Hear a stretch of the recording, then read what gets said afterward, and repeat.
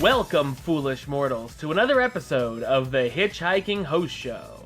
I am your host, your ghost host, West Troop, and I'm back again with another episode this week. And we're going to talk all about the trending topics that happened this week at Walt Disney World, Disneyland, and even Universal Studios Orlando. Whoa, okay. So, what do you say, everybody? Let's get to it.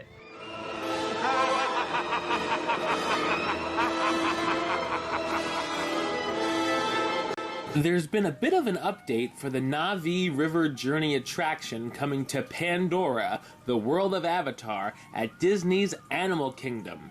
Some recently filed plans with the South Florida Water Management District have surfaced and seem to show the ride layout for the attraction. Based on the images, the ride appears to be quite lengthy, with the straight section of blue most likely being the load/unload area. The structure of the blue ride area seems to confirm that this will be an entirely indoor ride, more like Pirates of the Caribbean than the indoor-outdoor hybrid like the Jungle Cruise. Though no opening date has been announced yet, this ride is expected to open with the rest of Pandora, the world of Avatar, next year.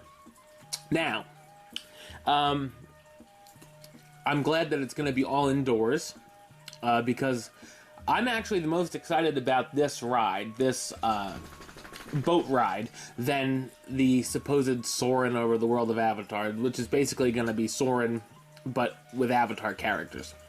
Supposedly, that's what people are saying. That's the rumor. But I'm more excited about this river journey, to tell you the truth. So I'm very interested in this ride. I'm like many people. Does Avatar need a land? When they announced it, I was like, ugh. But, now that I've seen more of the pictures and more of the, what it's gonna be like and more detail and whatnot, I'm a little more down for it. I mean, I'm not booking a flight just to go on that, but I'll definitely, obviously, go on these things and see them when I'm there and it's open. So, I'm very interested in checking out what's going to happen with this Na'vi River Journey attraction. And like that and all the rest of Avatar Land stuff, I will let you know when I hear more. Also over at Disney's Animal Kingdom, Disney has released another piece of concept art for the Rivers of Light show, which is expected to debut in April. The highlight of this new concept art is the multiple animal-shaped barges and projections on sailboats that appear around the lagoon. The lotus-shaped fountain that appeared in the previous concept art is also featured again in this new image. I definitely want to check out the Rivers of Light show. I'm glad that Animal Kingdom is doing some more stuff at night. Between this, the safari, dark safari, what is it called? Nighttime safari? I don't know. And something like that. And, they're going to have more stuff with Avatar Land opening that can be open later. So yeah, I'm excited for more stuff coming to the Animal Kingdom because I do enjoy going there. It's just, if I get there at 8 o'clock, by 3 o'clock I'm done. And that's stretching it. I mean, going to some of the shows and doing stuff twice, So I'm glad that they got more stuff going on at Disney's Animal Kingdom. And I'm excited for Rivers of Light. Instead of making hours longer, we have Epcot, which is actually reducing some of the hours on some things. Because over at Epcot, a few attractions and shops have reduced their hours of operation until further notice. Here's a rundown of what to look out for. Disney's Pixar Short Film Festival will now close at 7 p.m. instead of 9 p.m. So you want to make sure you get on this stuff earlier, so you're not just saying, oh, we'll go on that before we leave or whatnot, if you want to see it. Journey into Imagination will now close at 7 p.m. instead of 9 p.m., probably because there's a 5-minute wait for that all the time. Agent P's World Showcase Adventure will now close at 6 p.m. instead of 8:15 p.m., and the Living with the Land boat ride will now close at 7 p.m. daily instead of 9 p.m. So just know that if you're heading over to Epcot, that the hours have shrunk a bit for those attractions. Why? We really don't know. But I know when I was there, Ellen's Energy Adventure closed at 7 instead of 9, and some other stuff, you know. So, I don't know. I guess the certain attractions aren't as popular at night. And Illuminations, everybody's over getting their spot for Illuminations later on at night. So maybe that's why, too. That Future World doesn't have as much going on at night. So just to remember that if you're going to head to Epcot. Another update about Club Villain, which we've been talking about a lot recently on this show, it seems. Club Villain has proved to be a success at the Sunset Showcase Theater at Disney's Hollywood Studios. And while this dinner show was supposed to only run through February, Disney has extended the run of the popular experience through March. There is a catch, though, isn't there always? Guests who booked this event for new dates in March will have to pay more. Oh, that sucks, doesn't it? The event will now cost guests $129 each to attend instead of $99, with absolutely nothing extra added to the experience. You know what I say? Suck it. I'm not a... Other than the Christmas party and the Halloween party, I'm not a big fan of this paying extra stuff. Now, the Club Villain looked okay. I'm not one that would pay $129 to meet a couple villains. But you do get some kind of dinner. Keep that in mind, for $129 each, it better be a darn good dinner. And by the looks of it, it wasn't $129 worth. I'd much rather eat a $40 steak at Le Cellier if I'm spending money, my own cash, but you can use a Disney dining plan for that at least. But you know what I mean? It's $129 for that. What they have at Club Villain, you have to be a hardcore Villain fan. That's all I'm going to say. And if you are, and if you want to pay the $129, if you're Donald Trump, go right ahead and pay that. Personally, no way. That is a park ticket for one day, you know? I would... Jesus. Not my type of thing, but if it's your type of thing, then know that it's going to be running through March. Now we're going to hop over on a plane to the Disneyland Resort, where we got a couple news stories. The big news for you foodies out there: the Disney California Adventure Food and Wine Festival will be making a return on April 1st. No, that is not an April Fool's joke. The month-long festival, taking place during weekends in April, will celebrate some of the best of delicious California cuisine. A distinguishing feature, I almost said a disgusting feature, it's disgusting, will be the new festival marketplaces, where guests can sip and savor delicious flavors from throughout the state of California.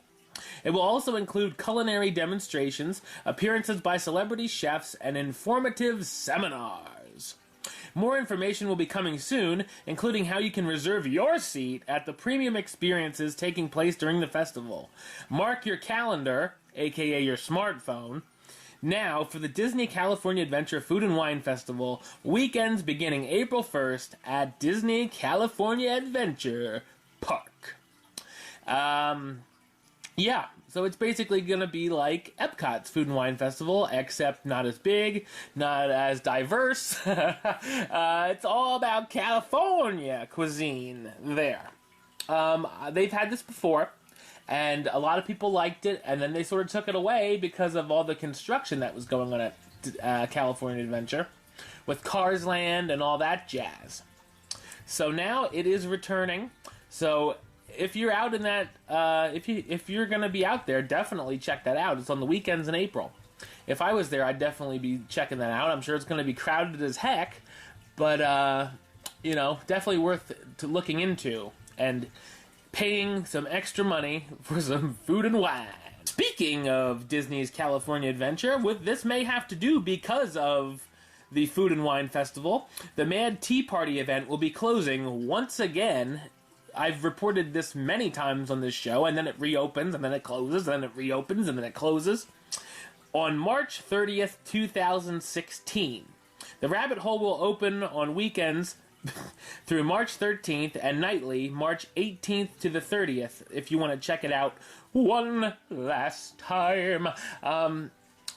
You know, a lot of... I was looking on Disney Parks blog, and a lot of people are mad about this. And people are saying they're not going to renew their season pass because they're closing this Mad Tea Party show.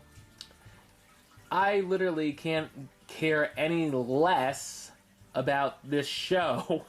This is not my thing. This is not why I would go to Disneyland to get drunk and listen to a DJ. That is not a reason to go to a Disney park. That's a reason for alcoholics to get their drink on.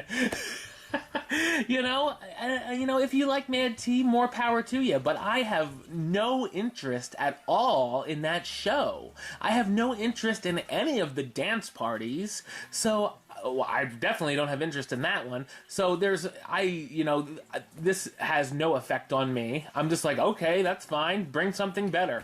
Over at Universal Studios Orlando, a new viral marketing campaign for the upcoming Skull Island attraction has been released. It's centered around a fictional character named Erin Ryder, who hosts her own exploration-based show and is now headed for, you guessed it, Skull Island.